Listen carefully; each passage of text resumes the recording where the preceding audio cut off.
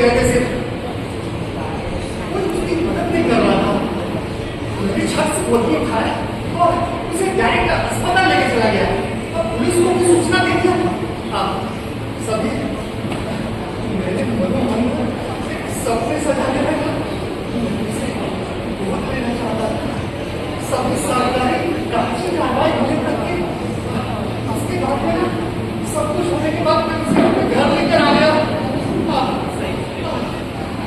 बहुत खुश था। इतनी खुशियाँ मैंने जीवन में शायद पहली बार देखा था। उससे जो भी पढ़ पड़ा, जो भी मेरे पास था, मैंने उसे पढ़ाया, दिखाया, उसे BSc कराया, MSc कराया। हाँ, बहुत होशियार थी बच्ची। हाँ, और जो कुछ मेरे पास में पैसे बचे थे उससे उसकी शादी कर दी। और गरीबों की नजर लगे। जब मुझे पहली बार पता चला था कि मेरी बेटी माँ बनने वाली है, अरे मैं खुशियों से बिल्कुल फूले नहीं समा रहा था। उसके ससुराल वालों ने उसका गर्भजन परीक्षण करवाया।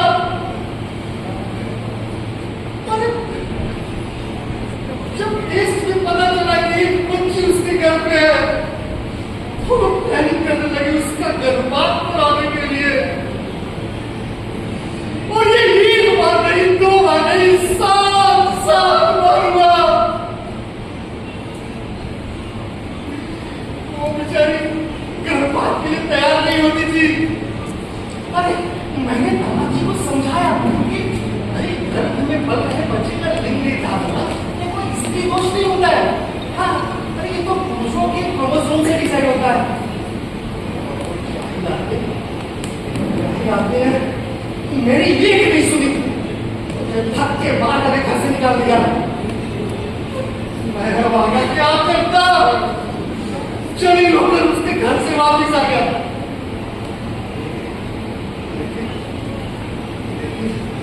अगली बार जब उसके घर गया, वो भयावह दृश्य मुझे आज भी याद आती है।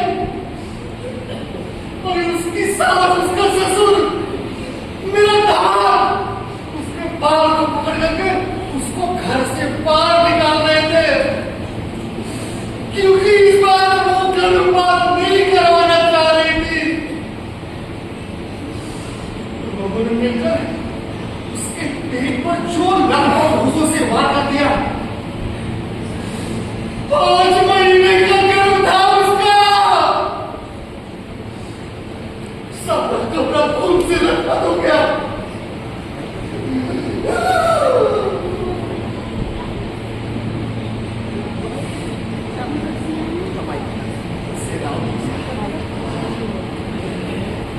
बीच पर चाकू पड़ा था, उठाया और दामाद के सीने में जोर मारा, जोर से मारा और मारा, बार मारा। और तब जब तक वो मेरी इसी आंखों के सामने तड़प कर मर नहीं गया।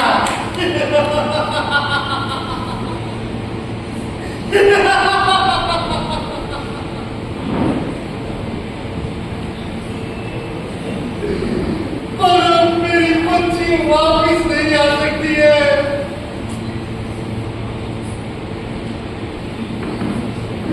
मेरी बच्ची वापिस नहीं आ सकती है। अरे घर बेचारा परीक्षा तो एक अपराध है, भ्रूण हत्या तो बहुत बड़ी पाप है।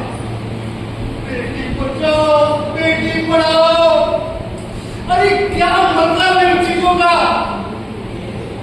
पता नहीं क्यों आज भी हमारे समाज में लड़कों के बारे में ही सोचते हैं। क्या लड़के और लड़कियां समान नहीं है? समान नहीं है क्या?